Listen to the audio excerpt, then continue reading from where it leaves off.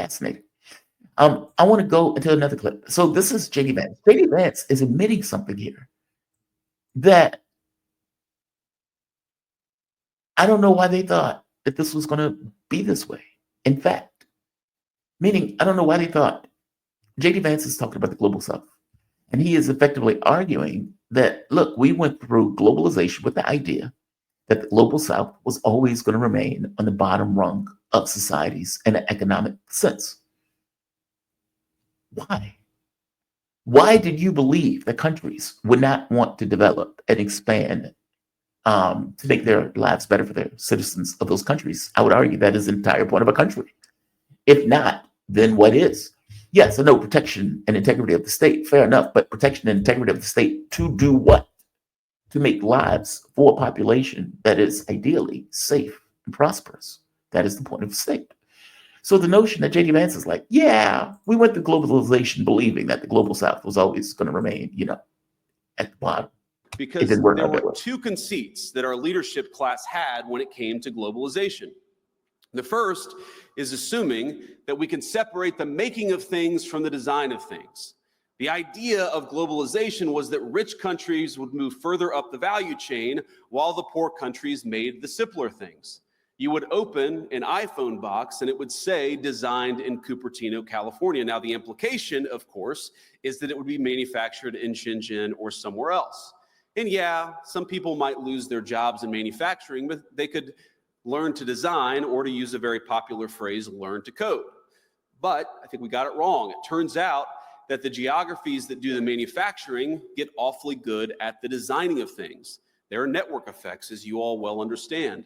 The firms that design products work with firms that manufacture. They share intellectual property, they share best practices, and they even sometimes share critical employees. Now, we assume that other nations would always trail us in the value chain, but it turns out that as they got better at the low end of the value chain, they also started catching up on the higher end. We were squeezed from both ends. Now, that was the first conceit of globalization. I think the second is that cheap labor is fundamentally a crutch, and it's a crutch that inhibits innovation. I might even say that it's a drug that too many American firms got addicted to. Now, I just want to point out two things. One, yeah, globalization, we knew people were going to lose their jobs, but they can learn to code. Okay, for one, as someone who is a software engineer, coding is not an inherent quality in everybody. Not everybody wants to code. Some people want to be able to work a factory job that they know will be there for their entire life because they want to be secure and they want to be intact and they want to make a good living off the factory job right here in America, building whatever they're building, cars, boats, bridges, whatever. They want to keep that job. They want to be able to work that job. They want to make a decent living off that job. And so to be very cavalier saying, well, people could just learn to code.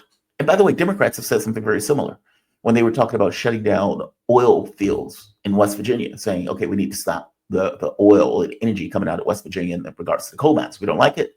We believe it's dirty. And so, yeah, those people need to lose their jobs and those people will learn to code or something like that. It is one thing. If you come to an assessment that the economy is changing and that the government is going to make amends for the fact that the economy is changing to ensure that the citizens of the country will remain intact, as opposed to people will just learn to code. If you've been working a job for 20 years and you lose that job, going back and doing something else is not easy to do. We're human beings. We get in a mode and mindset. This idea that, hey, you're going to lose your job, but you can always learn coding. It's nonsense.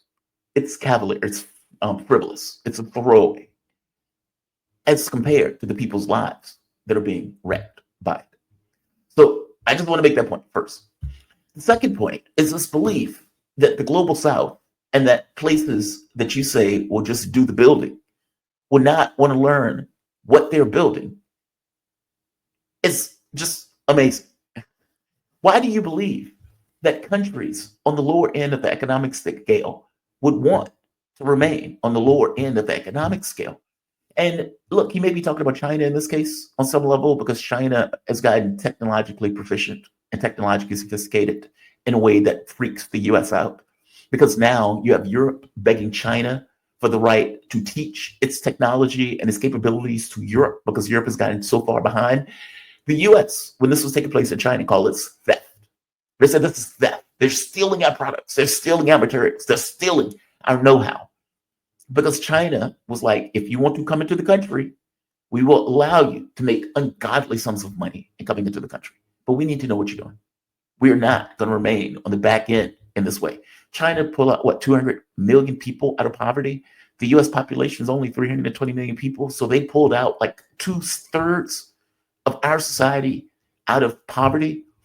I suspect on some level that is what Vance is talking about. The United States feels it breathing on its neck and in some cases surpasses us. I mean, if China wants to build a high-speed rail, they just build it. We've been trying to build it for the last 20 years and can't get it done. I'm saying Vance is acknowledging the world is changing. And as the world is changing, the model to which we were operating on no longer works in the best interest of the US, and we need to shift and change the model. That is why Trump is doing all of these gyrations, emotions now on regards to the issue of tariffs, with this idea that we're going to try to bring jobs back. We're going to try to reshape the world economy to be in the best interest of America. Everybody's taking advantage of us. Everybody's taking advantage of us. As if cosmically, God stated that America needed to be in a prime position forever. This admission by Vance is amazing.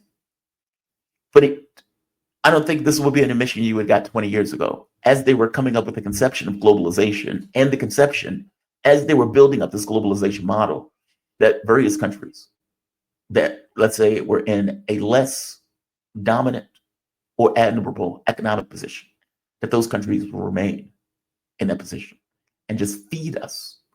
And we will just remain rich and we will go on in perpetuity with the world being this way.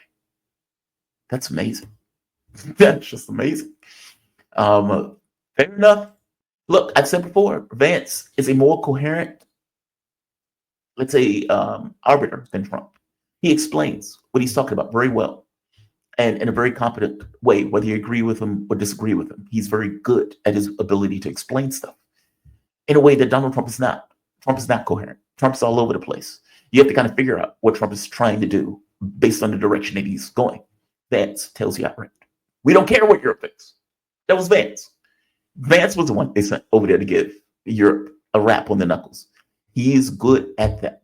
If Democrats believe that in 2028, when the next presidential run comes up, that Republicans would not have anybody to put on the ballot, I would put to them that Vance is going to be a far stronger candidate than what they think. I could be wrong. We'll see.